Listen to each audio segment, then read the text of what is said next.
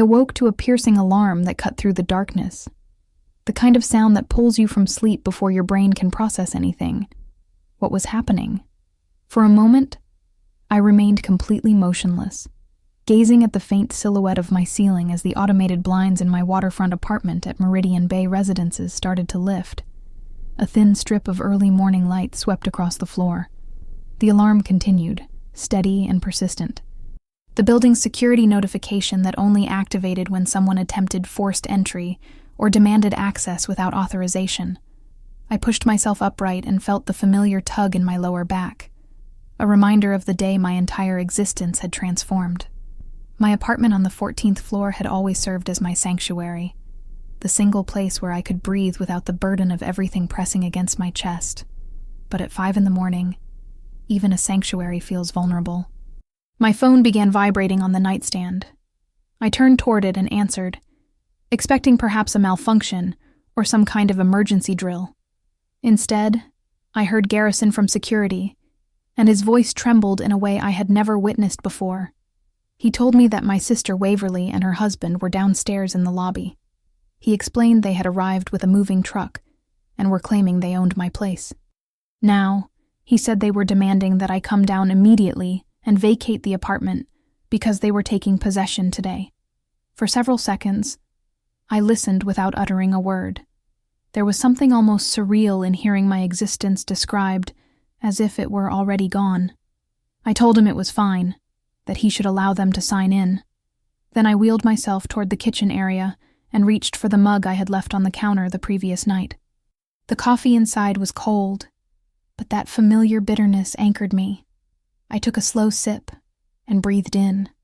That sip held the same kind of steadiness I used to feel right before a high-pressure briefing, back when I worked in the agency before the accident that took the mobility from my legs and gave me a new version of myself to inhabit. Outside the windows, the bay was silver and tranquil, the boats rocking gently as if they did not care that my existence was fracturing open. You know, I always wonder what people are doing when they hear stories like mine. Maybe you are commuting to work, or folding laundry, or sitting with your own cup of coffee as the sun rises. For me, on the morning this occurred, I was sitting in my wheelchair near the open blinds, feeling the chill from the glass doors, and trying to comprehend how my own sister could appear with a moving truck before dawn. If you want to share where you are listening from, feel free to leave a comment. I always appreciate hearing how these moments connect strangers in unexpected ways. The lobby cameras transmitted live feeds to my phone. I tapped in and observed from above as the sliding doors opened, and Waverly stepped inside. Her arms crossed tightly over her chest. She appeared smaller than I remembered, like she had folded into herself. Beside her stood Sterling, her husband, calm as still water, gripping a folder that he kept tapping against his leg. Behind them, 2 men in navy shirts stood by a bright white moving truck. They appeared half awake, half confused. Their expressions said they were not certain if they were part of something legitimate or something messy, but they were there because they were being compensated. Garrison approached them from the security desk. Even without sound, I could tell he was attempting to explain protocol. Residents do not lose ownership overnight. Possession is not transferred because someone happens to arrive with a truck.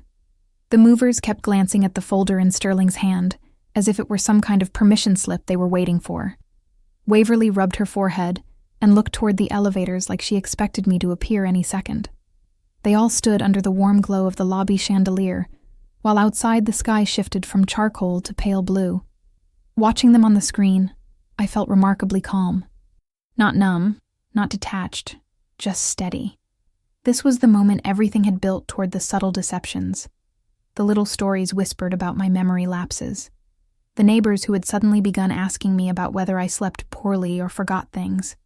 I recalled the expression on Odessa's face at the cafe downstairs a few days earlier, when she asked if I was doing all right, and if it was true that sometimes I woke up screaming from nightmares. I remembered how Waverly's voice had trembled when she brought up the idea of helping me manage my finances so I would not burden myself.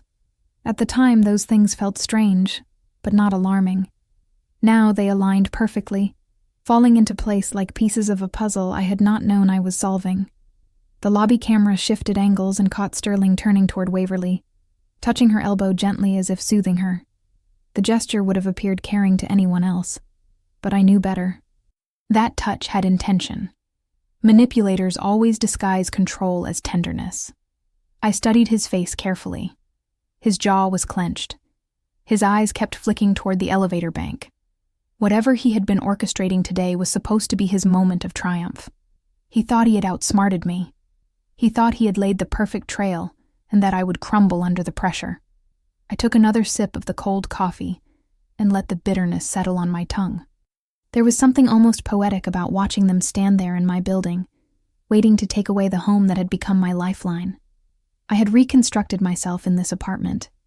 I had learned how to move through pain, how to breathe when anxiety gripped my ribs so tightly I thought they might shatter. I had wept in that living room when the memories of my accident felt too heavy. I had laughed on that balcony when Waverly brought me dinner in the early months of my recovery. This space had held my broken pieces until I could put myself back together.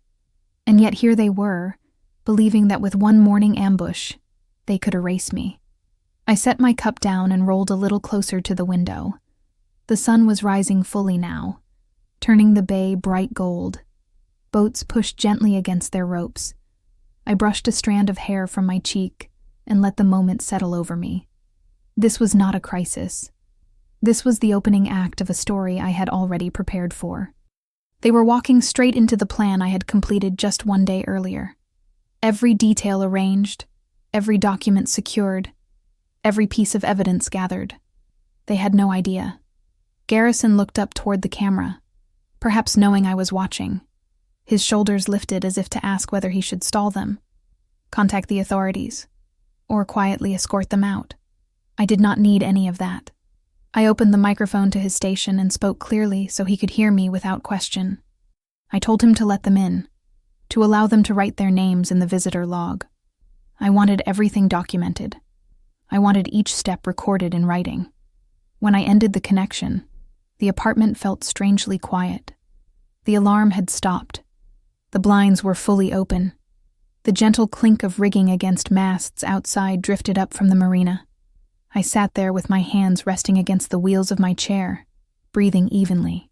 They did not know what I had done yesterday, and they were about to learn. Before that morning in the lobby, before the moving truck and the cold coffee, and the calm in my chest that even surprised me, there was another version of me. One I sometimes still wake up searching for in the darkness. Back in the year 2019, I was not the woman sitting in a wheelchair in a waterfront apartment in Monterey. I was still running on adrenaline and coffee in a different way, chasing shadows for the agency, working in counterintelligence, trying to untangle threats before they ever reached the news.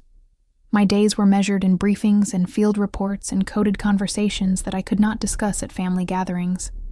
I had a body that did what I asked it to do, and a mind that believed I could outrun almost anything if I pushed hard enough. When people think about accidents, they imagine a single dramatic impact. The truth is, the moment that changed everything for me started with something small, a strange pattern in financial records, a familiar name on an unfamiliar list, a lead that looked like nothing at first, and then refused to disappear. We followed it until it pulled us into a late-night vehicle, into a surveillance operation that should have been straightforward. It did not end that way. I remember fragments of it. The wet pavement, the glare of headlights cutting across the median, the sickening feeling when another vehicle came out of nowhere, fleeing from a different crime and intersecting with ours in the worst possible way. The world tilted. Metal screamed. Glass rained down in tiny cold stars. Then there was nothing for a while. When I woke up in the hospital, drugs softening the edges of everything, I learned that the people who loved me had been told they might lose me. Then they were told I would survive, but my legs would never again carry me the way they had. My spine had paid the price for the collision. There would be rehabilitation and chairs, and limitations I had never imagined for myself.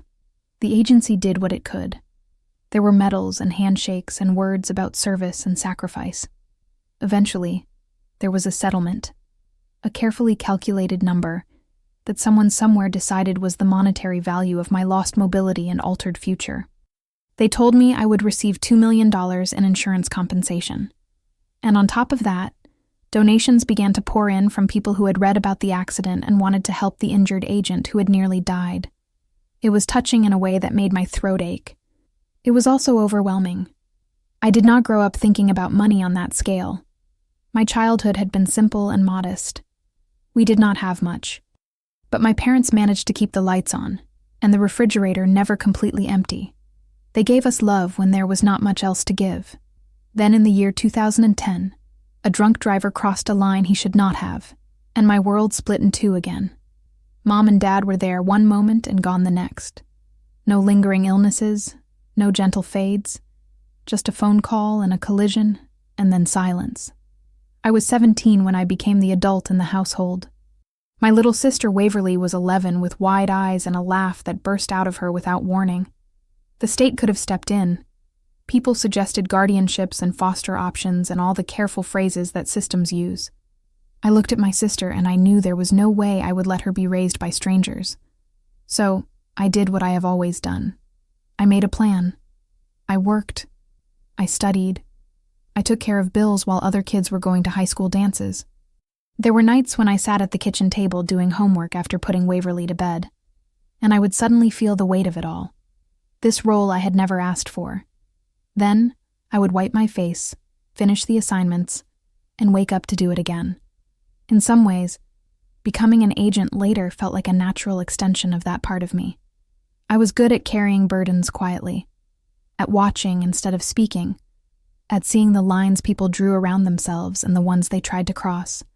The training was grueling, but it was almost a relief to face challenges that had structure, rules, and clear objectives. When I joined the Counterintelligence Division, I thought I had finally turned all that early responsibility into purpose. The accident did not just break my spine, it broke that sense of certainty. After months in rehabilitation, after I learned how to transfer from bed to chair without falling, after I learned how to navigate ramps and narrow doors, and the way strangers avoided my eyes in public, I had to make another decision. I could not stay in the same city where every corner reminded me of the existence I had lost. I needed somewhere that felt like air again, somewhere my lungs could expand without bumping into old ghosts. Monterey ended up on my list because of one simple thing: the ocean. I had visited once as a teenager, a 3-day trip with Dad and Mom that lived in my memory like a treasure.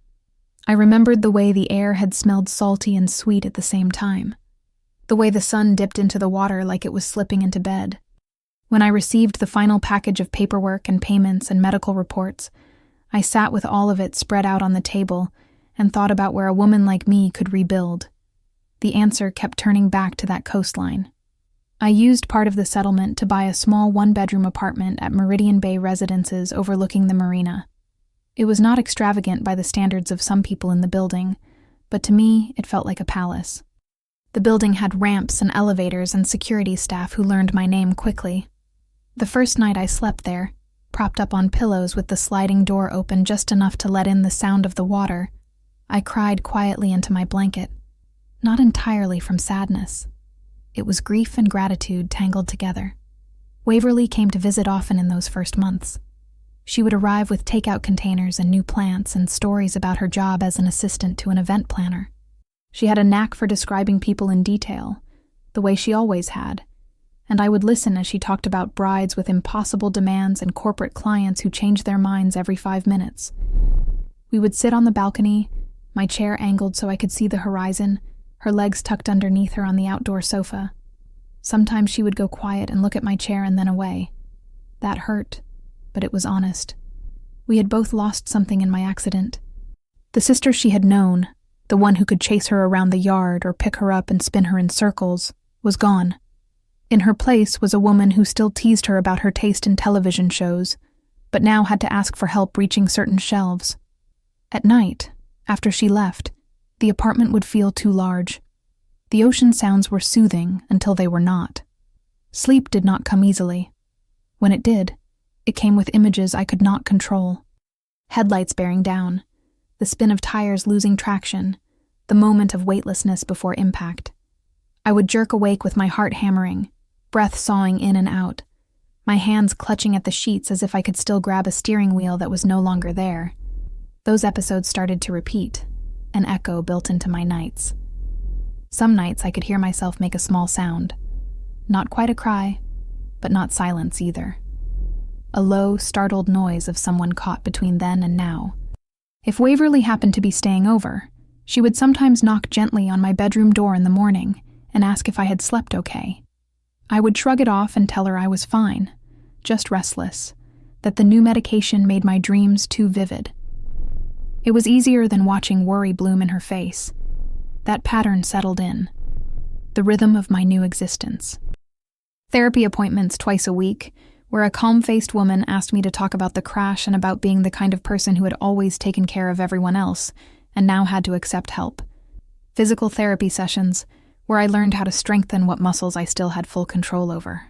Trips to the downstairs cafe where Odessa would slide a cup of coffee across the counter and tell me about her grandchildren while I tried not to flinch every time a car backfired outside. On the surface, it probably looked like resilience, a woman who had taken a devastating injury and carved out a careful, stable existence in a coastal city with pretty views. Underneath, there were cracks. I felt them when a siren screamed too close to the building. I felt them when a stranger pushed past my chair without apologizing. I felt them when I saw families walking along the bay hand in hand. The parents carrying kids who were sleepy, but safe. There were days I missed Dad and Mom with an ache that felt almost physical. Waverly remained my anchor through most of that. She called often, texted memes and photos of cakes from weddings she worked on. She complained about long hours and difficult clients.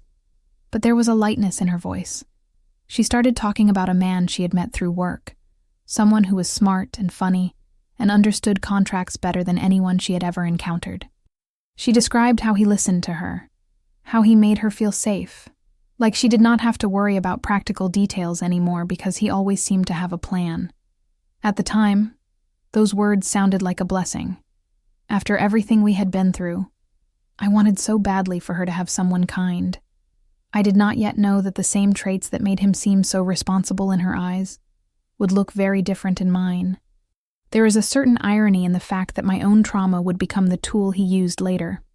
The nights when I startled awake, the bad dreams, the moments when my voice shook a little as I told Waverly I was fine. Those private vulnerabilities would eventually be spun into a narrative about a woman who could not be trusted with her own existence. In a way, the accident did not stop hitting me when the car stopped moving. Its shockwaves kept traveling outward, touching people and choices years later.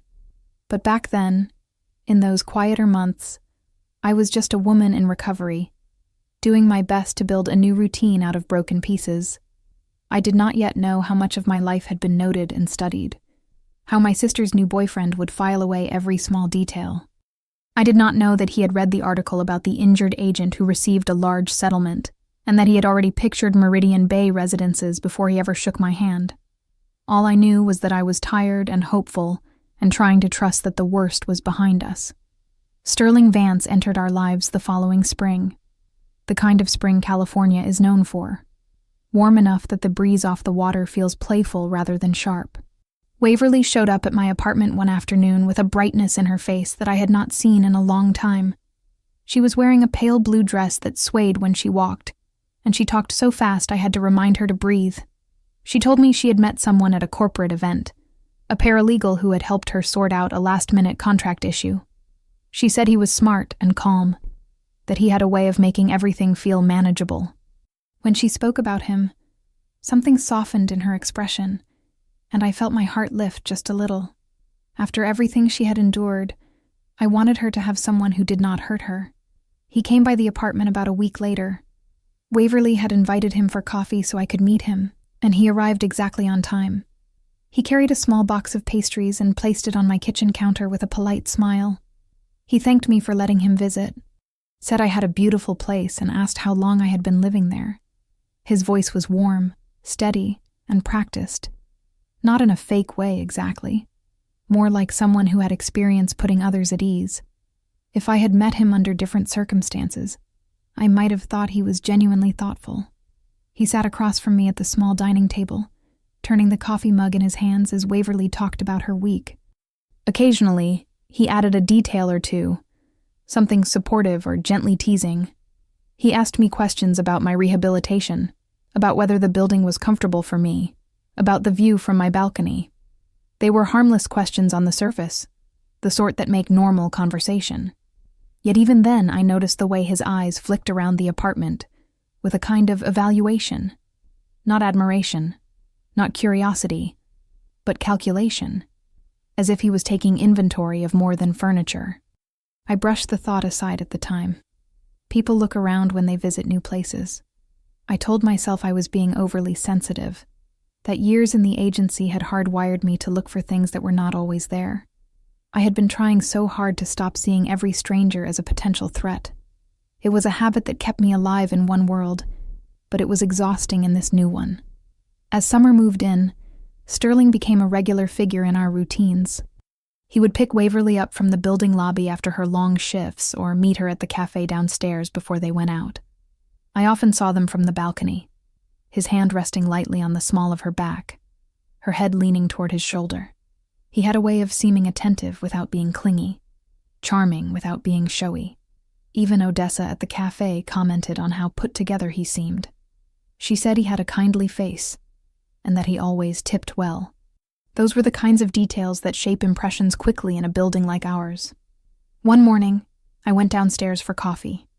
My chair glided easily across the polished lobby floor. I could smell the roasted beans before the elevator doors fully opened. Odessa greeted me with her usual warmth and handed me my regular order before I could even ask. Then she asked if I had been sleeping all right. I paused, caught off guard.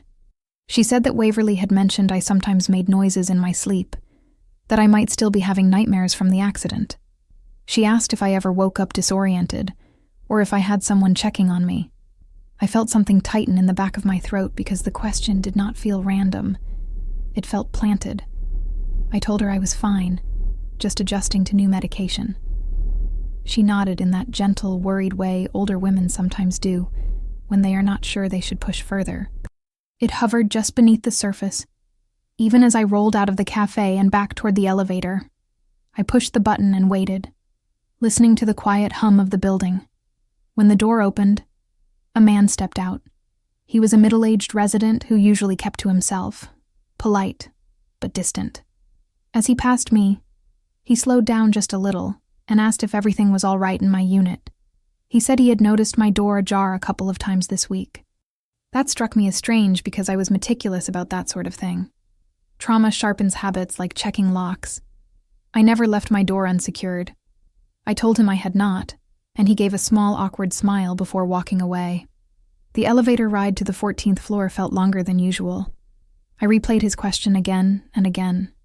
There was something off about the way he had phrased it, like he had been repeating something he had been told, not something he had personally seen. When I reached my floor and rolled toward my unit, the hallway felt different. Not physically, but something about the energy had shifted, as if whispers had trailed through it. People in buildings like ours talk. They notice when someone struggles, when someone changes routines, when someone receives too many deliveries, and if someone wanted to shape a narrative about me, about my mental stability, or lack thereof. This was the perfect environment to start sowing seeds. I unlocked my door, moved inside, and closed it behind me. For a moment, I stayed still, letting the quiet settle around me. The apartment felt familiar and safe, yet a sliver of unease had found its way in. I tried to remember if I had said anything recently that could be misunderstood. Had Waverly mentioned my rough nights to anyone else?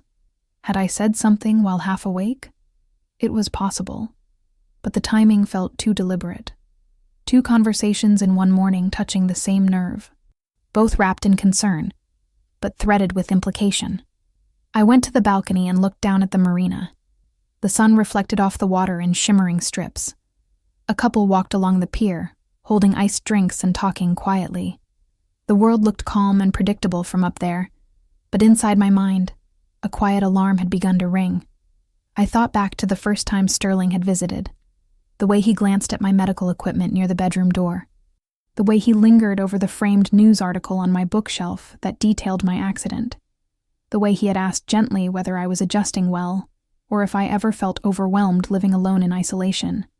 None of those things would have been remarkable individually. Together, They formed a shape I could no longer ignore. Sterling had access to legal knowledge. He understood guardianships and power of attorney and the subtle language that suggested someone needed oversight. If he had been planting ideas quietly through Waverly, through casual conversations with neighbors, through harmless remarks, then what I had felt as unease might have been something much more intentional. I rolled back inside and sat near the edge of the counter, my hand wrapped around the warm mug of coffee Odessa had given me. My heart was not racing exactly, but it was alert, tuned like an instrument to the smallest shift in tone. Something was happening around me, something I had not invited, but that had been carefully set in motion. And if I was right, the little comments and worried questions were not random. They were rehearsal lines in a narrative someone was trying to tell about me.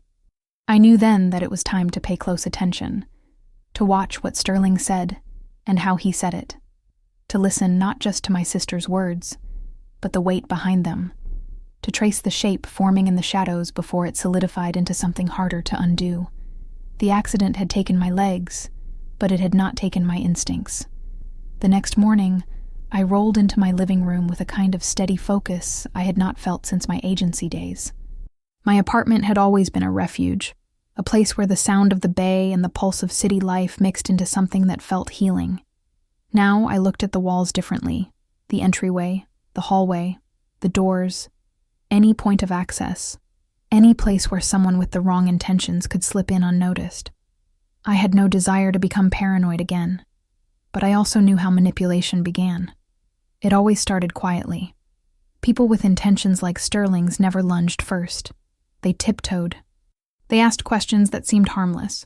They presented concern as care. And if no one questioned them, their confidence grew until they pushed hard enough to cause irreparable damage. So I went back to my training piece by piece. I started with the camera installation. Nothing expensive or dramatic, just high-quality devices that blended into the surroundings. One in the hallway pointed toward the front door. One in the small foyer where my mail and packages were usually dropped.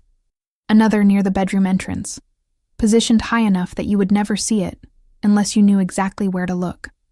I set each one to record continuously and transmit footage to a secure cloud server that Sterling would never know existed. The last camera I placed was near the window that faced the internal corridor outside my unit. I used to think those open-air hallways felt airy and safe.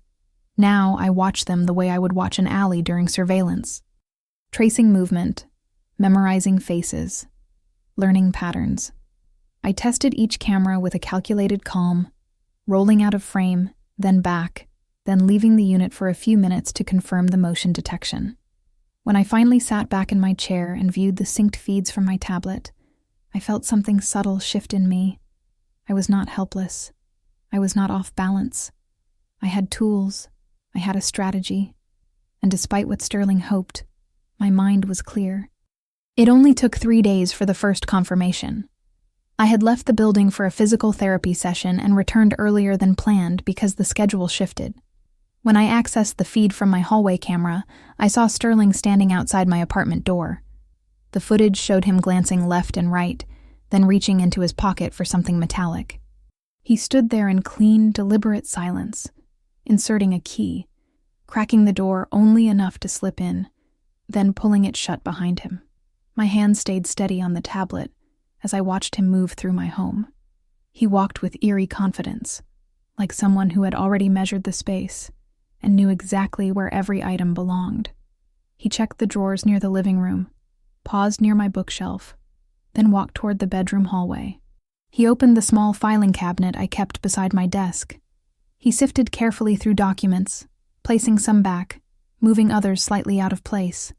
He was looking for paperwork, ownership documents, settlement papers, anything that could be twisted into a narrative he was building. I watched him close the drawer, smooth the surface with his fingertips, and leave without taking anything. That meant he was not finished yet. He was scouting. When Waverly came to my apartment that evening for dinner, she had no idea anything was wrong. She talked about work, about a large wedding client who was demanding last-minute decor changes, about a coworker who kept volunteering her for things she had not agreed to do. When she mentioned that Sterling had borrowed her spare key earlier that afternoon so he could check on a delivery at his place, Something clicked inside me. He had used her kindness against her without hesitation. I waited until she had gone home before I pulled out the old contact notebook from my desk drawer. I had not touched it in years. Near the back were names I used to call often, names that still felt familiar when I ran my fingers over them. One of those names was Thatcher Mercer. Thatcher had worked with me at the agency in counterintelligence before I was injured. He had always had a talent for details, especially written ones.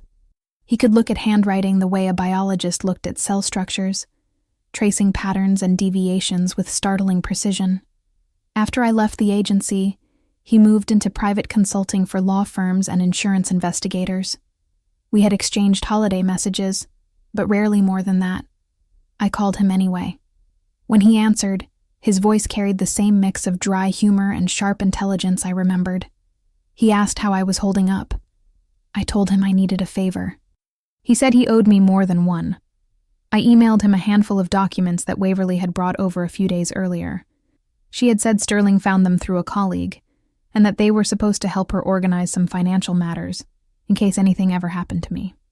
I remembered feeling uneasy at the time because the wording had been vague, and the signature sections had too many preparatory clauses.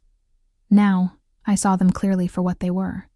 Preparatory steps toward a guardianship claim, or a transfer of authority. Thatcher called me back that same night. He asked if I was sitting down, and I told him the chair was a permanent part of my existence now. So yes, technically I was already sitting. He told me the signatures were not mine. They were very close. Close enough that someone unfamiliar with my writing would believe them at first glance, but they were not exact. The slope of certain letters was off. The pressure pattern along the baseline was inconsistent with my dominant hand. He said whoever forged them had legal knowledge but not artistic skill. That was the signature range of paralegals who learned forgery through exposure rather than training. My stomach went cold. I asked him if this could hold up in court. He said absolutely not. The signatures were flawed enough that any handwriting specialist would detect fabrication. He asked if I wanted him to prepare an official report. I told him not yet. I needed to understand the full scope of what Sterling was building. After the call, I sat in the dim light of my living room for a long time, listening to the quiet hum of the city outside. Meridian Bay residences always felt safe to me, a place where people nodded politely in hallways and waved from their balconies. Now the air inside my unit felt heavier. I began to think back to the earliest days after my accident, to the news articles that had circulated when the settlement was finalized. The local paper had run a feature about my service, about the mission that left me injured, about the way the community had rallied to support me. There were photos. One of me standing before a row of flags. Another of me in my wheelchair accepting a certificate of recognition. Anyone with enough time and curiosity could have found those stories. Anyone with a certain kind of ambition could have followed the trail. And if they discovered that I had one younger sister, and no other family, and that I was financially stable but physically vulnerable, then my life would have looked like an opportunity. I had not wanted to believe Sterling targeted us. But now, watching the pieces fall into place, there was no other explanation. I turned off the main lights and let the apartment fall into shadow. Only the soft glow from the balcony filtered into the room. I took a deep breath and let it sit in my lungs before I released it. Sterling was not just manipulating Waverly. He was constructing a narrative about me. He was preparing evidence. He was testing the boundaries of access to my home. He was forging signatures and planting concerns in the community. He was laying the groundwork for something bigger. And I knew then that if I did not act quickly and precisely, he would take everything I had left. The hardest part was knowing that Waverly still believed he loved her, that she did not know she had been chosen long before she ever offered him her first smile. I closed my eyes for a moment, feeling the weight of that truth. Then I opened them again, with the calm of someone who had rebuilt themselves from the ground up before, and could do it again. I had the cameras. I had the footage. I had the handwriting analysis. The picture was forming clearly. Now I needed to decide how to use it, and how far I was willing to go to stop the man who thought he had already figured out how to own my existence. The answer came sooner than I expected. 2 days after my call with Thatcher, I was at home on a slow Tuesday afternoon. The sky over the bay was covered in that soft marine layer, that made everything look slightly washed in silver. I had a physical therapy session canceled at the last minute, so I was catching up on emails at my small desk in the corner of the living room. My legs were covered with a light blanket, my chair angled so I could see both the water and the front door if anyone came by. There was a knock, 3 quick taps, then a pause, then 2 more. It was a pattern I had started to recognize. Sterling did everything with a pattern. I rolled to the door and checked the peephole. He stood there alone, wearing a polo shirt and jeans, holding a slim black folder and what looked like a small toolkit. His expression was the picture of polite concern. For a moment, I considered not answering, pretending I was out or sleeping. But there is a point where avoidance becomes surrender, and I refused to give him that satisfaction. I opened the door enough to meet his eyes. He told me he had gotten a call from Waverly. She had mentioned that I had spoken about some flickering lights in the hallway last week, and since he knew a little about electrical systems and had a buddy in building maintenance, he thought he would drop by and check that everything was safe. I had never said anything to Waverly about flickering lights. I said the apartment was fine, that if there were any issues, the building manager would handle it. He insisted in that gentle way of his. He did not want me worrying about things that could be dangerous. He said, after everything I had been through, I did not need one more stress. What could I say to that without sounding ungrateful or hostile? People like Sterling counted on that hesitation, the way decent people do not want to seem rude. So I stepped back and let him in. My face calm, my mind sharp. I had positioned one of the small cameras high in the living room, angled toward the entryway and my desk. As he walked past, I mentally checked its field of view. It had him perfectly. He did a quick, half-hearted check of the recessed lights near the front door, touching the switch, glancing up as if looking for a problem. Then, almost casually, he drifted toward my desk. He asked if my laptop ever gave me trouble, if the outlet there had any issues. Before I could answer, he was already there, reaching behind the desk, fiddling with the power strip. From his body language, anyone else might have thought he was checking connections. I knew better. His eyes kept sliding toward the small filing cabinet beside the desk, the one he had rifled through the last time he broke in. I told myself to stay still, to let him show himself. He straightened up and mentioned that sometimes power surges could affect electronics. He asked if he could move a few things to get a better sense of where the cables were. I nodded and watched him pull my desk chair slightly aside. He rested a hand on the file cabinet as if using it to balance. Then he opened the top drawer with the same casual motion someone uses to scratch an itch. He did not realize I had rearranged everything after his last visit. Neatly labeled folders, copies of my settlement documents, my official identification from the agency, tax returns. He flipped through them with practiced fingers, pausing a little too long on anything that mentioned account numbers or property details. I sat a few feet away in my wheelchair, my hands folded in my lap, my face neutral. Inside, my thoughts were ticking one by one, like an old safe dial. He asked if I had ever thought about simplifying some of that paperwork. He said that with my medical history, it might make sense to put certain things in a structure that would protect me if anything happened. The way he said, if anything happened, landed like a pebble tossed into a still pond. I asked him what he meant. He launched into what I'm sure he thought was a reassuring explanation. He finished checking the outlet, put the few folders back, slightly out of alignment with the rest, and then spoke about trusts and family entities and shared decision-making. His tone stayed light, conversational, as if he was discussing recipes instead of legal control. He said that with me living alone and dealing with trauma from the accident, giving Waverly and him some authority over major decisions could help. He said it would make things simpler if my health ever declined.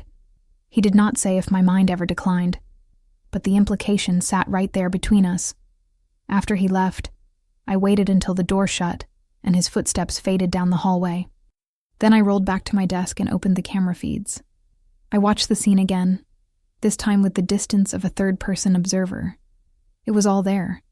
His pretext about the lights, his hand on the file cabinet, his quick scan of the labels, his little speech about trusts. Later that week, Waverly came over for dinner. She brought pasta from a place near her apartment and 2 small containers of salad that she knew I liked. We ate at the table, The balcony door cracked open to let in the evening air. She seemed a little distracted, twisting her napkin between her fingers as she talked. Halfway through the meal, she cleared her throat and said she wanted to ask me something, but she did not want me to take it the wrong way. My stomach tightened, even though my voice stayed level when I told her to go ahead. She said that she and Sterling had been talking about my future. That was exactly how she phrased it. My future. She said they worried about how much stress I carried on my own. The bills, the security of the apartment, the investments from the settlement. She reminded me that I had been through so much already that I deserved to rest more. Then she repeated almost word for word what Sterling had said about shared responsibility. She told me that Sterling knew all kinds of options in the legal world, that he worked with attorneys all the time who helped families in situations like mine. She said maybe we should think about setting up something where they could help manage things so I would not have to. The words hung in the air between us. They came out of her mouth, but they carried his fingerprints. I asked her gently if she worried that I was not capable of keeping up with my own existence. She rushed to say no, that it was not like that she knew I was smart and organized. She just did not want me to feel alone in it all. Then she added something that cut more deeply than she probably realized. She said that sometimes I did seem a little forgetful, especially after a bad night. Maybe it would be a relief to have help. It is a strange thing hearing your own vulnerability used as evidence against you, even when it is wrapped in concern. I looked at her across the table. This young woman I had raised from the age of 11. This person whose scraped knees I had bandaged, and whose tears I had wiped away when she missed Mom and Dad too much to speak. She truly believed she was protecting me. She trusted Sterling so completely that his suggestions felt like her own ideas. I realized in that moment just how deeply he had woven himself into her thinking. It was not enough for him to use my trauma. He was also using her love for me, bending it, twisting it, pointing it back at me as justification. I told her I appreciated that she cared. I told her I would think about it. That seemed to calm her, and she relaxed into the rest of the evening, talking about work again and a new client who wanted a beach wedding and had no concept of budget. But the damage had been done. The seed had been planted, and I had heard exactly where it came from. A few days later, a piece of mail arrived that made everything even clearer. It was a thick envelope addressed not to me personally, but to something called Darien Family Trust, LLC. The return address belonged to a financial services firm in the city that specialized in managing properties and assets for families who, as their glossy brochures like to say, needed a sophisticated approach to wealth protection. I held that envelope in my hands and felt the weight of it in a way that was not physical at all. The company name, the way my last name was embedded in it without my permission, the implication that some entity already existed to hold my assets. I had never authorized anything like that. I opened it carefully and spread the contents on the counter. Inside, I found a welcome packet congratulating Darien Family Trust LLC for choosing their firm. There were references to upcoming consultations about real estate and investment portfolios. There was language about consolidating holdings to improve management efficiency. Nowhere did my full name appear as a person, only as part of the trust. I could almost see Sterling sitting somewhere with a laptop filling out online forms using enough information about me to construct something that looked legitimate to anyone who did not know better. Names, addresses, hints of my financial situation pulled from old news articles. He was not guessing anymore. He had moved from reconnaissance to structure building. I gathered the documents and placed them in a new folder, one marked very clearly in my mind as preparation for war. He had shown his hand now. He was not just thinking about controlling some of my decisions. He was preparing to move my home and my settlement money into a container he controlled, a legal shell with my family name on it designed to make theft look like management. Standing there in my kitchen, with the bay light fading outside and that envelope open in front of me, I felt a familiar coldness settle in my chest. Not fear, not exactly anger, a focused, almost clinical resolve. He had made his move. Now it was my turn. Those words stayed with me long after I left her office, echoing in my mind the whole drive back to Meridian Bay Residences.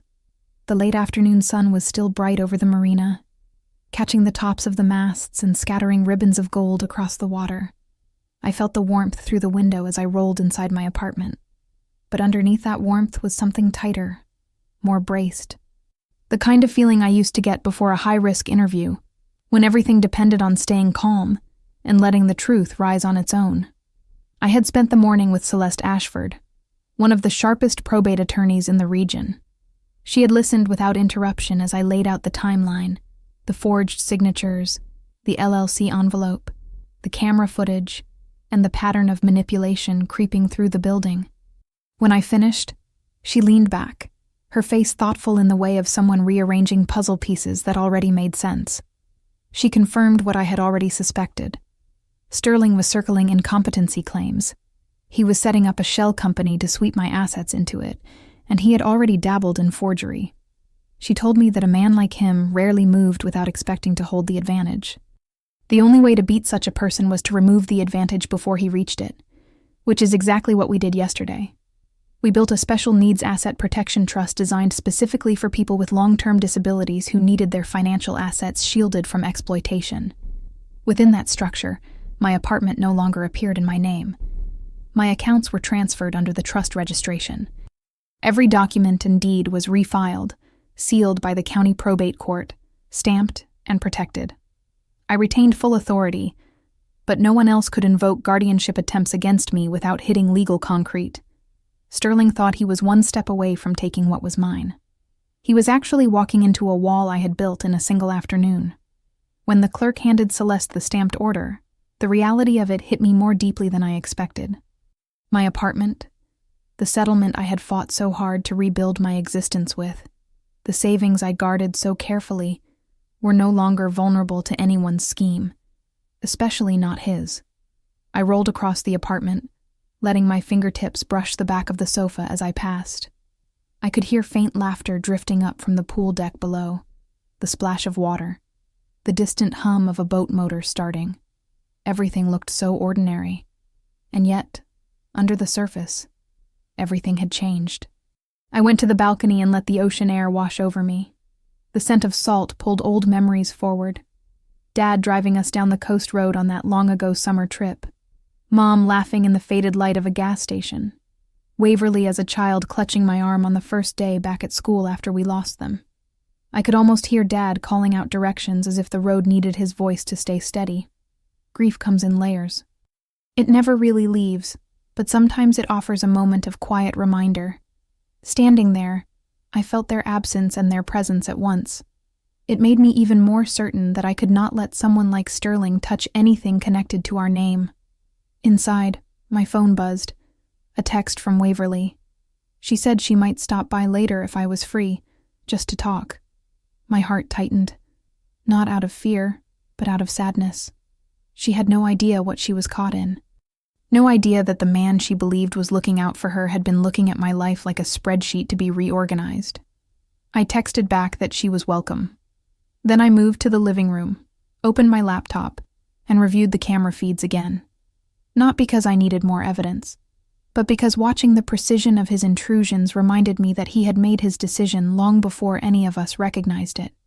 The footage from last week showed him entering with her spare key, pausing at the filing cabinet, opening drawers with a confidence that did not belong to someone simply checking on electrical issues. His steps were deliberate. His focus was exact. He believed no one would ever question him. I clicked through the recording slowly, letting each clip play out. My spine prickled the way it used to before operations that required patience more than force. I thought about the outline Celeste had drawn for me, the legal protections now in place. It felt like someone had locked a steel door behind me, not one that trapped me inside, but one that ensured no one could push their way through again. As evening settled, Waverly arrived. She let herself in with the soft knock she had used since she was a girl. When she stepped into the living room, she looked tired, her shoulders drawn up slightly, as if holding a weight she did not understand. Her eyes flicked instantly to my chair, then to the table where some documents were spread out. She hesitated. I asked how she was, and she sat on the edge of the sofa, twisting her fingers together in her lap, the way she always did when something troubled her. She mentioned that Sterling seemed stressed lately, busy, preoccupied. He had been talking more about planning for the future, about responsibilities, about making sure everything was handled properly if something ever happened. There it was again. That phrase, those quiet, rehearsed lines. I asked her gently if she ever felt like he wanted control, not help. She blinked, confused, and shook her head. She said he just cared. She said he just wanted what was best for us. The ache in my chest deepened. She meant it. I changed the subject before her worry grew. We talked about her week, about the wedding venue near the coast that booked a last-minute event. She described the decor, the catering disaster that was narrowly avoided, the way the bride cried 3 times over color palettes. She made me laugh, and for a moment, the air around us felt normal again. Later, when she left, I watched from the balcony as she crossed the street toward the parking garage. She paused at the curb and looked up for a moment at my unit on the 14th floor. Her expression was unreadable from that distance, but something about the tilt of her head made my heart twist. I had protected her since she was 11. I had stepped into the role Mom and Dad left behind without hesitation. Losing her trust, even briefly, felt like losing a part of myself. I turned back inside and rolled to the kitchen island, where the trust documents were neatly stacked in a folder. I placed my palm lightly on top of them. These pages were not only legal protection, they were the boundary I had never expected to need against someone who had married into my family. I closed the folder and slid it into the drawer by my desk. Then I sat quietly, listening to the hum of the refrigerator and the faint groan of the building settling for the night. The lights from the bay flickered across the ceiling. Celeste had been right. Everything was in place. The court had sealed the trust yesterday. The transfers were complete. The structure was solid. Now all that remained was to wait for the moment when Sterling pushed too far. The moment he believed he had already won. The moment he walked directly into the trap he had no idea existed. I spent the rest of that night preparing for what needed to come next. Celeste had told me that the structure of the trust was airtight, that no one could penetrate it without leaving a trail so bright even a first-year law student could follow it. But she also reminded me that people like Sterling rarely stopped at the first obstacle. When one door sealed shut, they tried another.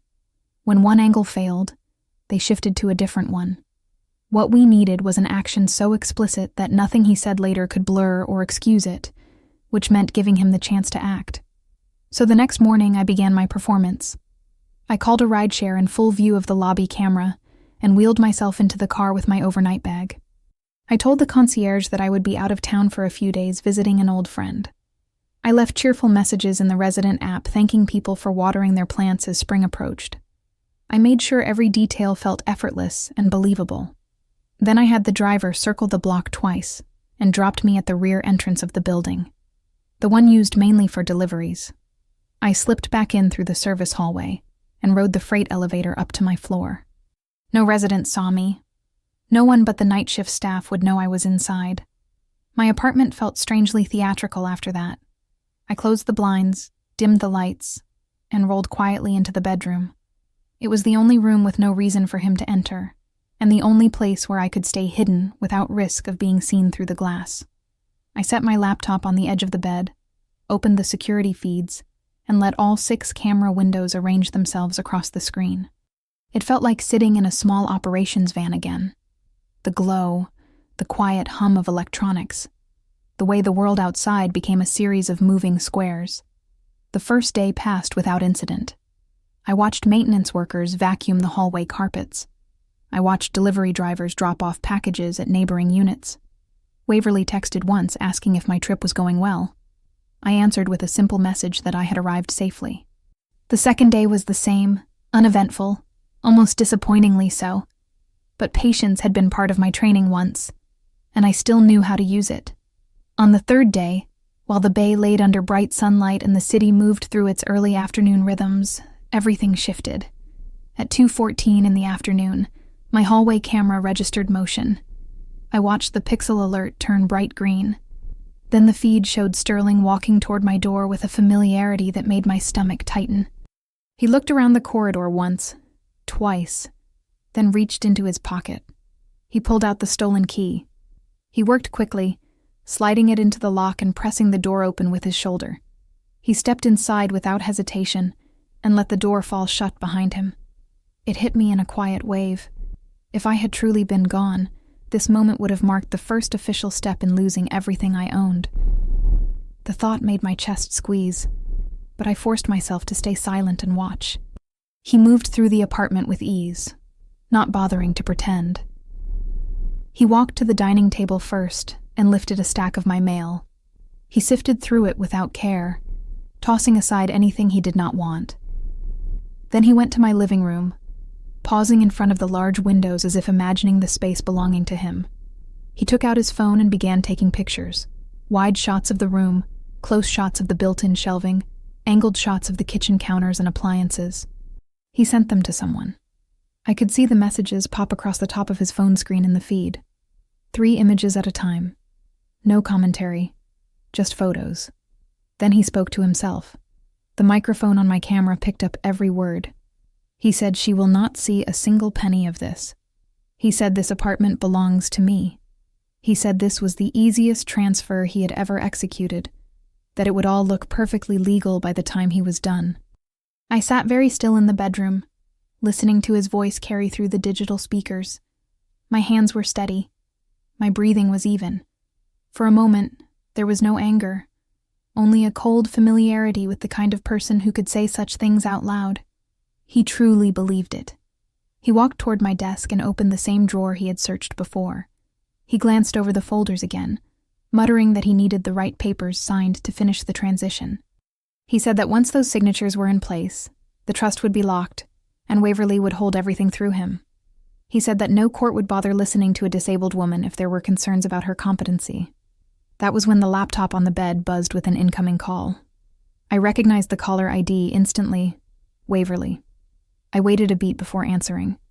If she heard too much silence, she would worry. I tried to keep my voice light when I said hello. She sounded out of breath. Her words rushed. She asked where I was, and if I had a minute. Then she said Sterling had mentioned something important before leaving their apartment. Something about needing me to sign a few documents for my protection. She repeated that phrase exactly the way he did, for my protection. She said she did not want to pressure me, but he had told her my apartment and finances needed coverage.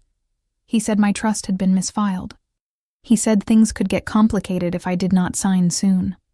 I closed my eyes for a moment, letting her voice settle in my ear.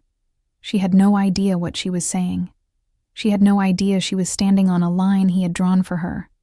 I asked her calmly if she believed I was unable to make decisions, if she believed I was losing track of things, if she believed I was someone who could not run her own existence anymore. She whispered no, but she sounded unsure, as if someone had been making her doubt her own thoughts. She said Sterling had shown her examples of people who needed help managing their affairs. He had told her that sometimes trauma made people forgetful. He had suggested gently that maybe I needed a little guidance. I let her speak. It was painful, hearing how deeply he had shaped her perception, but I needed her words recorded. The call system on my laptop captured every sound. In the living room, Sterling continued rummaging. He opened the cabinet under the television, checked the drawers by the kitchen sink, pulled open the closet by the entryway. He moved with purpose. He even hummed softly, as if nothing in the world could go wrong for him today. I told Waverly that I loved her. That was not part of any strategy. It was the truth. Then I asked her to hold off on signing anything, even if Sterling pushed. She agreed weakly. I could hear the conflict in her voice, the tug of loyalty pulling her in 2 directions. When she hung up, I watched as Sterling returned to the balcony door. He slid it open and stepped out, using his phone to record a panoramic video of the bay. He commented again about the listing price. He said someone he knew from his office would drop the transfer paperwork by the weekend. He said that once it was done, I could leave with dignity before things became public. For a few seconds, I could not move. The arrogance of it mixed with a kind of clinical precision that made my skin prickle. The camera in the living room caught everything. His voice, his statements of ownership, his admission of forging and transferring, his photos for valuation, his timeline. For the first time since this began, I felt a shift inside me, a kind of click. The trap was not only set, it had closed. Sterling stayed in the apartment for nearly 40 minutes, long enough to give me more evidence than any judge would ever require. When he finally left, He did not even bother to straighten anything he had disturbed.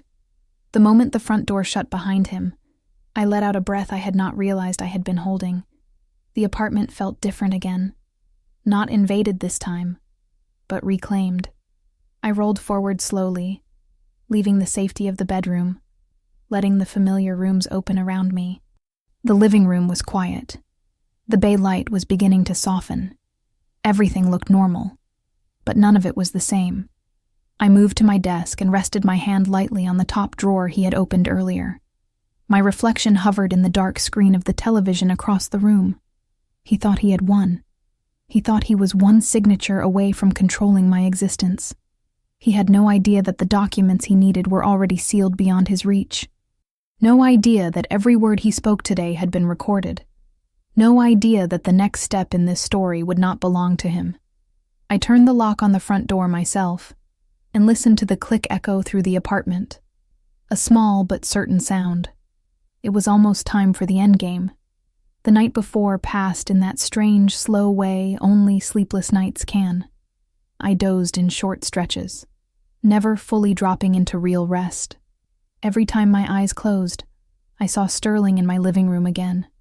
Heard his voice saying that I would not see a single penny, that this apartment belonged to him. When I did sleep, I dreamed in fragments. Dad driving down the coast road. Mom laughing in the faded light of a gas station. Waverly as a child clutching my arm on the first day back at school after we lost them. I woke up more than once with my hand gripping the side of the mattress, the sound of the ocean and the city folding into a low hum around me. By the time the security alarm went off at 5 a.m, I was already half awake. The first thing I saw was not the ceiling, or the blinds, or even my own hands. It was the grainy but clear image from the lobby camera on my tablet. I had set it to stay open beside my bed. A quiet window into the entrance of Meridian Bay residences. When the building system detected something unusual at the gate, the feed jumped and the view shifted. Headlights slid across the pavement outside. A moving truck eased into the circle drive at the front of the building, big and white against the soft blue dawn. Its engine rumbled with that deep, vibrating sound heavy vehicles make, the kind that you can feel in your chest more than hear in your ears. Behind it, a compact dark sedan followed and stopped just behind the loading zone. The lobby lights were still on their night setting. A little dimmer, a little warmer. The glass doors slid open, and Garrison stepped forward from the security desk, glancing toward whatever he could see through the front windows. His posture was tight, shoulders slightly raised. The way people look when they know something is wrong, but are not yet sure how bad it will be. He had already spoken to me a few moments earlier on the phone. His voice had been shaky, telling me that Waverly and Sterling were downstairs with movers, insisting they owned my place now. I had told him to log them, to keep everything in the book. Now I watched it unfold from a distance of 14 floors and a lifetime of preparation. 2 men climbed out of the truck, rubbing sleep from their faces, pulling jackets tighter against the early morning chill. They slid the rear door up and revealed the empty space inside, waiting for someone else's existence to be packed into it. The sight of that vacancy sent a strange shiver down my arms. Those men did not know what they were stepping into. For them, this was just another job, a contract, an address on a clipboard. The camera feed caught the sedan doors opening almost in sync. Sterling came around the front of the car, his stride smooth and confident. He wore a dark coat over a pressed shirt, the kind of neat, respectable outfit that blended easily in any professional setting. In his hand, he carried a thick folder, the same style he had when he visited my apartment before. That folder had become his prop, his shield, his weapon. Waverly emerged from the passenger side. Her shoulders were hunched inside a pale sweater, her hair pulled back in a loose knot. From the angle of the camera, I could not see her face clearly, but her body language spoke enough. She lingered half a step behind him, hands wrapped around herself, like she was trying to stay warm from more than the morning air. Sterling reached back once and placed his hand on her shoulder, a gesture that might have been reassuring if I had not known him. To me, it looked like containment. They walked together toward the entrance. Garrison met them just inside the sliding doors. The camera had no audio from that angle, but I could imagine the exchange. identification, explanation. The calm, authoritative tone Sterling used when he wanted people to believe he belonged wherever he stood. The hesitance in Garrison's eyes caught between the uniform on his back and the instincts in his gut. Sterling lifted the folder and opened it, fanning out documents with bold seals and neat lines of text. From the way he pointed line by line, I could tell he was indicating supposed proof of ownership. He gestured toward the ceiling, then toward the elevators. The movers watched, shifting their weight back and forth, clearly waiting for a signal that they were allowed to proceed. I watched Garrison pick up the visitor logbook, his pen moving as he wrote their names. Sterling Vance, Waverly Vance. The reason for the visit was probably filled in with something simple, something neutral. Move in, property transfer. Whatever words he used, I knew they would be important later. Every stroke of Garrison's handwriting was another strand in the web that would either trap me or protect me. This time, it would help me. On my bed, I shifted slightly, pulling the blanket farther over my legs. My heart was beating faster now, but not out of panic. It was the steady, focused rush that comes when everything you have planned starts to line up with movement outside your control. The lobby camera shifted angles as the group moved toward the elevator. The movers carried folded dollies and stacks of flattened boxes. Sterling walked in front, speaking over his shoulder. Waverly followed with her arms held close.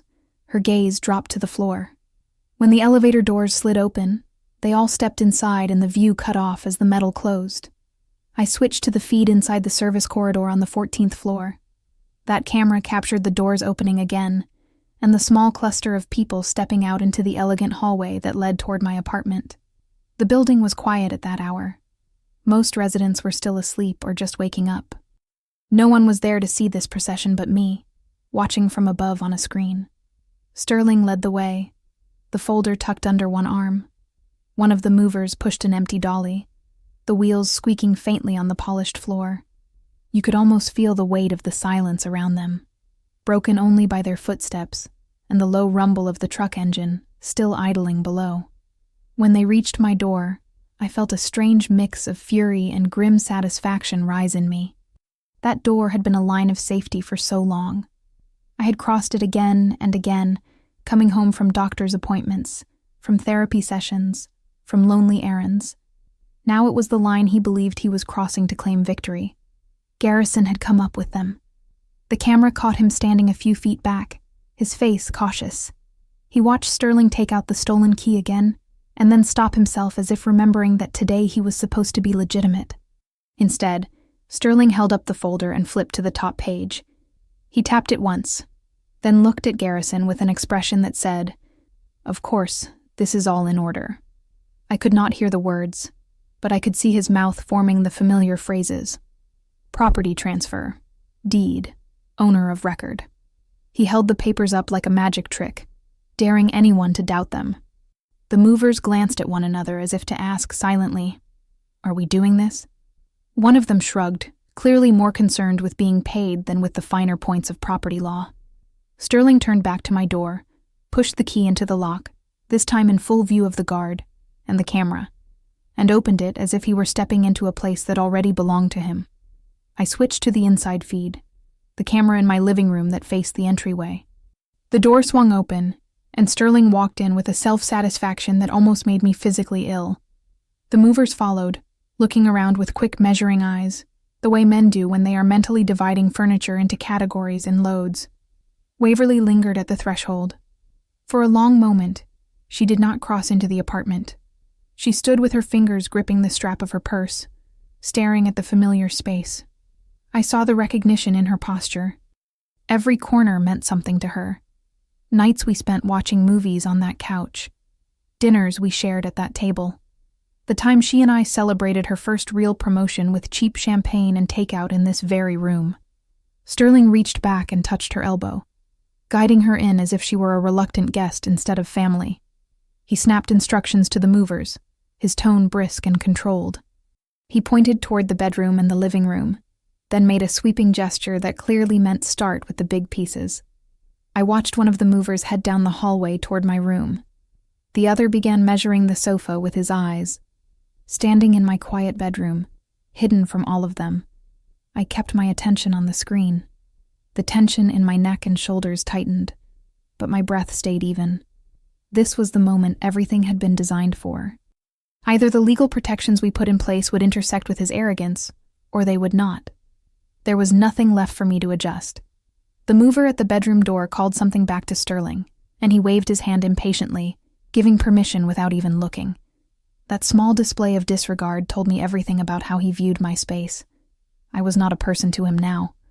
I was an obstacle on a checklist he believed he had already overcome. As the movers opened the door to my living room fully and began discussing how to get the furniture through it, the air in the apartment seemed to shift. The bay outside was pale gold now, the sky lightening from blue to soft peach. The city was waking up, people making coffee, turning on news programs, stepping into showers, having no idea what was happening on the 14th floor of a building by the water. I sat there in the shadows of my bedroom, the laptop screen glowing softly on the bed beside me, and watched as strangers made their first moves toward dismantling the existence I had built, they thought. In reality, every step they took brought us all closer to the moment when Sterling would find out that the story he had written was not the one that would stand. The first sign that the tide was turning was not dramatic. It was a small flicker in the corner of my tablet screen where the exterior camera feed sat. A dark shape pulled into the drive behind the moving truck. Smaller, quieter. The outline of a patrol car with the familiar blue and white markings of the local police department. Its headlights washed over the back of the moving truck, then dimmed as the engine shut off. I could almost feel Garrison's relief through the camera. He stood near the lobby entrance, arms folded tightly, watching the movers begin to maneuver toward the elevators. When the patrol car doors opened and 2 officers stepped out, he moved toward the sliding glass doors, as if a pressure inside his chest had finally found a release valve. One officer was a woman in her 40s, compact and steady, her dark hair pulled back, her expression neutral but alert. The other was a younger man, tall, scanning the scene with the cautious curiosity of someone still learning how quickly situations can shift. The older officer spoke briefly with Garrison. He gestured upward toward the upper floors, toward the moving truck, toward the visitor logbook on his desk. This was the part Celeste and I had planned for. Nothing dramatic. Nothing that would tip our hand too early. Just a quiet note from building management that something felt wrong. An unannounced move. A resident someone thought was out of town, but not officially. A key that had not been cleared through the concierge. Enough red flags to justify a welfare check. On my screen, I watched the officers ride the elevator up with Garrison. The movers continued gathering boxes, not yet aware that anything was different. Sterling was in my living room, explaining to one of the men how he wanted the larger pieces of furniture angled in the truck so they would not be scratched. Waverly stood near the dining table, fingers pressed to her lips, looking anywhere but at the sofa they were about to take. The service corridor camera captured the elevator doors opening onto my floor again. The officers stepped out first, Garrison following. The younger one adjusted his belt, resting his hand near his radio. The older one took in the hallway at a glance, her gaze landing on the open door of my apartment and the strange scene beyond. Movers hovering over someone else's belongings before sunrise. She walked forward with a measured pace and stopped just outside my doorway. From my bedroom, hidden but watching, I saw her raise a hand slightly, in a polite, firm gesture. She asked what was going on. Her voice carried just enough for the living room microphone to pick up. Sterling turned, the practiced smile already on his face, the deed folder tucked under his arm like a passport to anywhere he wanted to go. He greeted her as if this were an inconvenience, nothing more. He said they were simply completing a move-in. He said he had the deed and transfer papers right there if she needed proof. He sounded so sure of himself that for a moment, if I had not known better, even I might have believed him. The officer asked to see the documents. She stepped just inside the living room, careful not to cross too far in before she understood the claim. Sterling opened the folder with a small flourish and held out the papers he had waved at Garrison earlier. A thick stack of printed pages, heavy with legal language and counterfeit authority. She took her time looking at them. She did not rush, and she did not let his confident commentary distract her. The camera caught the way her eyes lingered on the notary seal, the way her brow creased slightly as she traced the registration number with her gaze. She flipped to the recorded deed, the one that supposedly transferred ownership of my apartment into his hands. She asked where the notary was registered. Sterling replied without missing a beat, saying something about an out-of-county contact who handled things quickly for his firm. He said everything had been done properly. He said the seller had signed willingly. He gestured vaguely toward my hallway as if I might appear as a supporting actor. The officer did not smile. She asked if he was aware that notaries who notarize California real estate transactions had to be properly registered and that their commission numbers were easily verifiable. She mentioned that the registration number on the seal did not match any active notary she knew of. That small sentence hung in the air like a crack of lightning in a quiet sky. I saw color drain slightly from his face before he caught himself. She also mentioned something else. She said property records showed that this unit was currently held in a special needs asset protection trust that had been filed and sealed with the probate court very recently. She asked how his documents accounted for that. That was Celeste's work, looping the police into the outline just enough that if a patrol car ever responded to my address, they would not walk in blind. Sterling faltered for the first time. He said there must be a mistake. He said the trust was out of date. He said the woman who lived here did not understand what she had signed, that she needed guidance, that he and his wife were stepping in to help her. He started to repeat the same phrases he had used with Waverly. Not competent, under stress, needs protection. I chose that moment to move. I rolled my chair out of the bedroom doorway and down the hallway into view. The living room camera caught the shift in everyone's posture the instant they saw me. The movers froze, their hands still on the edges of my furniture. Waverly turned so fast her hair slipped from its knot, her eyes wide with something between hope and dread. Sterling's jaw tightened visibly before he smoothed his expression over. The officer looked at me and asked if I was the resident of the unit. I told her I was the legal owner, and that my name was on the trust documents she had just referenced. My voice sounded calm, even to my own ears. Years of training and months of planning had led to this exact moment. There was no room left for fear. She asked if I had given consent for this move. I told her plainly that I had not, that I had never sold my apartment, that I had never authorized any transfer of ownership to Darien Family Trust LLC or to Sterling or to anyone else, that I had not hired the moving company and never agreed to vacate my home. The younger officer moved a step closer to the movers and told them to hold off on touching anything else until things were clarified. One of the men lifted his hands off the sofa as if it were suddenly too hot. The other quietly nudged the dolly back a few inches. I turned my chair slightly toward the older officer and told her I had evidence. I told her that over the past weeks, Sterling had entered my unit without permission using a stolen key. That I had video of him going through my drawers while I was gone.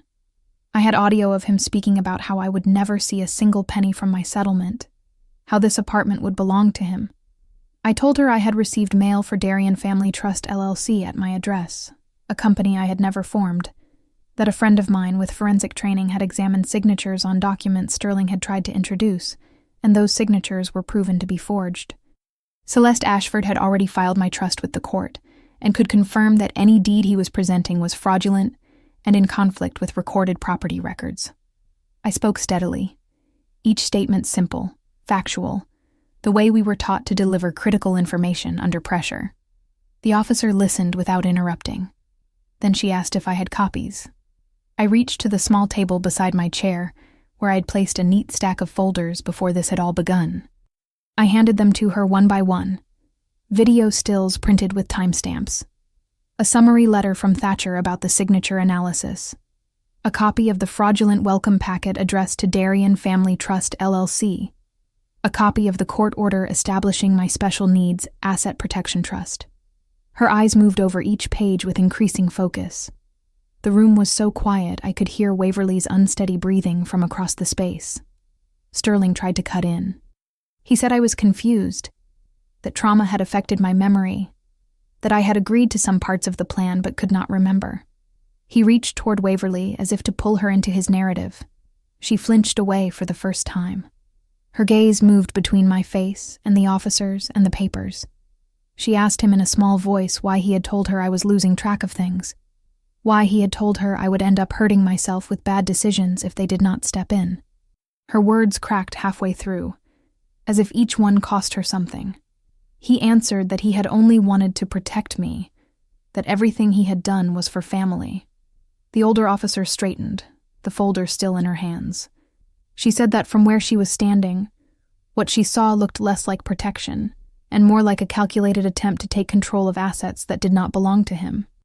She mentioned forgery, fraud, possible attempted grand theft given the value of the property, and the known settlement from my accident. She added one more phrase that sent a chill even through me. Abuse of a dependent adult. I have never loved that term, dependent adult. It makes people like me sound helpless. But at that moment, I understood its power when used correctly. It meant the law recognized that my disability made me a target in certain eyes. That exploiting that was not just ugly, it was criminal. She stepped closer to Sterling and asked very calmly if he had anything else he wanted to show her. Any proof that contradicted the court records. Any legitimate notary confirmation. Any document signed in front of a registered witness. His mouth opened, then closed. For the first time since he walked into my life, he seemed to understand that his confidence would not carry him out of this room. The younger officer moved behind him near enough that the air in the apartment seemed to thicken. The movers had backed almost all the way out to the hallway, their eyes wide.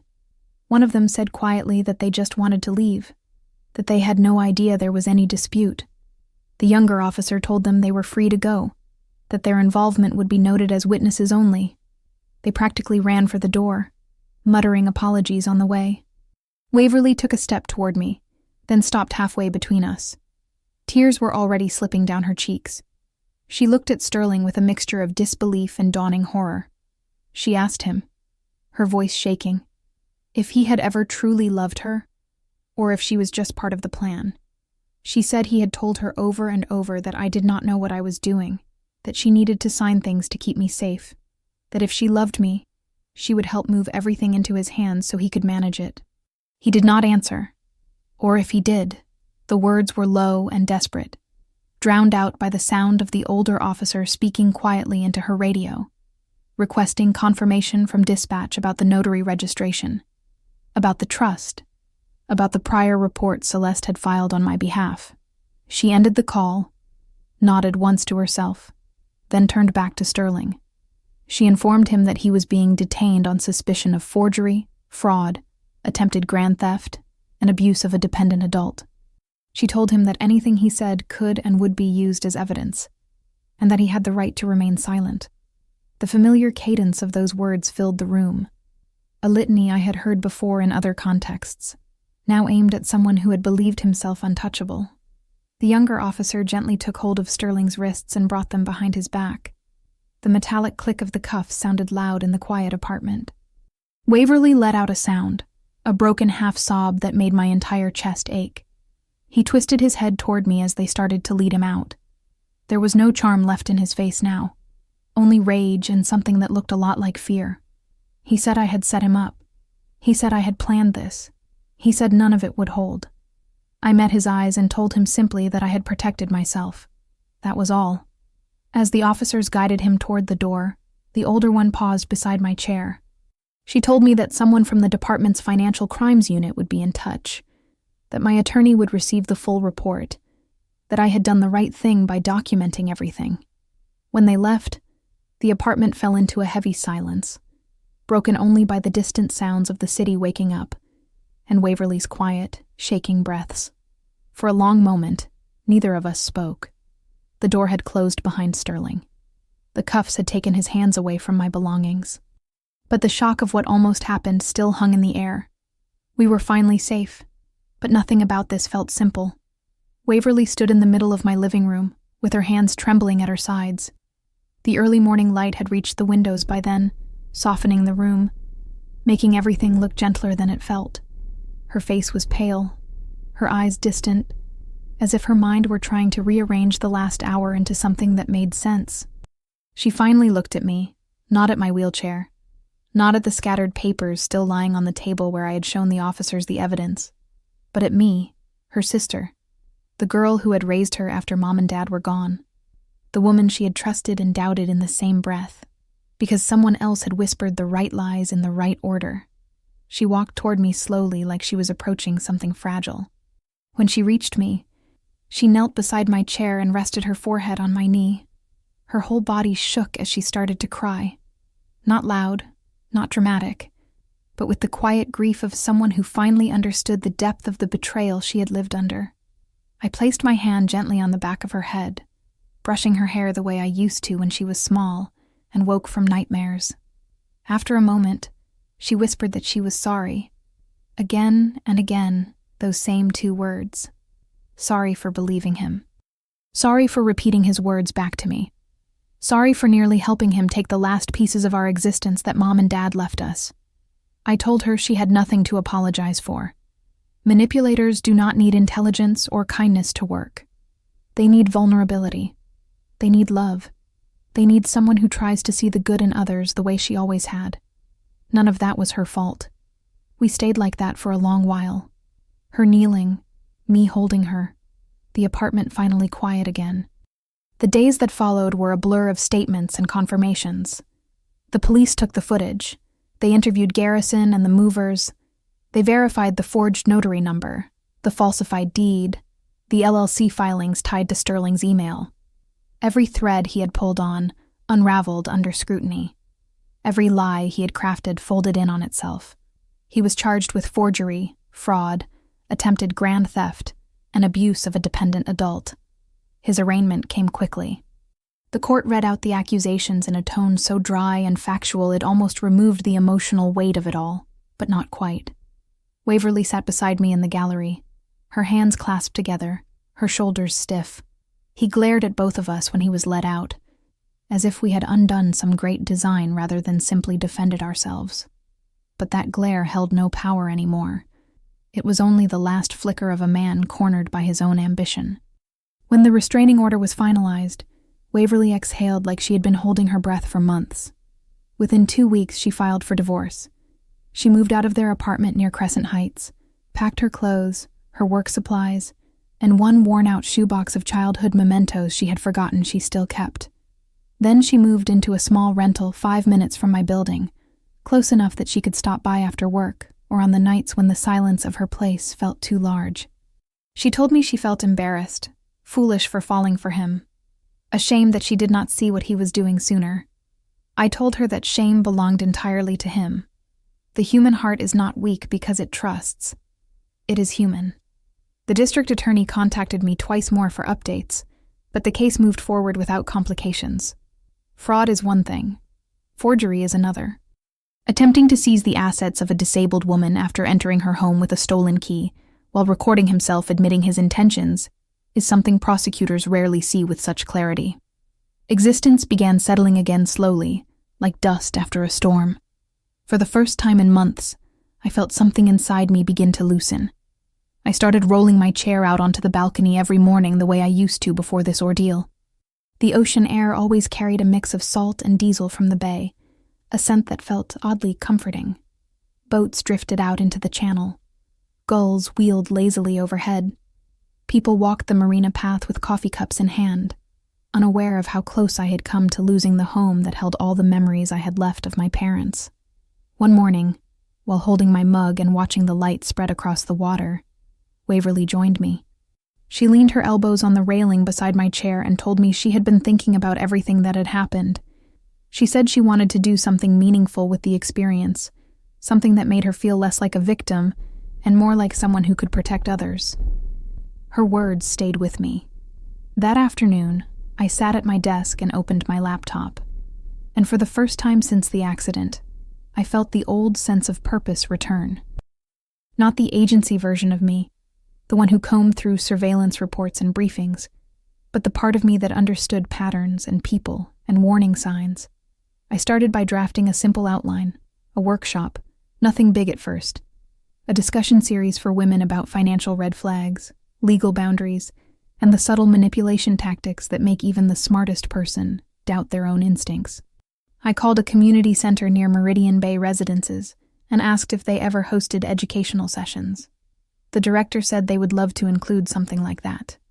Within a month, I was speaking to groups of 15 or 20 women at a time, seated in a semicircle, while I talked about the tactics people like Sterling use, how they isolate, how they plant doubt, how they slowly frame control as protection, and how every woman deserves the knowledge and tools to guard her own existence.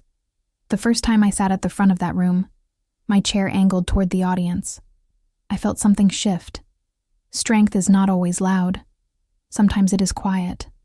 Sometimes it sits in a wheelchair with a stack of manila folders and a memory full of lessons carved by fire. Waverly came to every session she could. She volunteered to help organize the sign-in sheets and refreshments. Watching her regain her clarity, her confidence, her warmth, reminded me that healing does not always require erasing what hurt us. Sometimes it requires understanding it deeply enough that we never let it happen again. Late one evening, weeks after the case had moved into its next phase, I found myself back on the balcony. The bay was dark except for the soft twinkle of lights along the shore. The air felt cooler, the night stretching wide and calm. I sipped my coffee, letting the warmth settle in me, and thought about the long road from the accident to this moment, about the people who stepped into my life to harm me, and the people who stepped in to help, about the strength it took to stay patient when anger felt easier, and about how justice, when it finally arrives, rarely looks like vengeance. It looks like the truth solid enough to stand on. Revenge does not always require fury. Sometimes it only requires silence, timing, and one well-placed signature the day before everything comes crashing down. If you have ever been told you were too much or not enough for your own family, remember this. Silence can be power, and truth can be the loudest revenge. Tell me in the comments what integrity means to you and where you are listening from.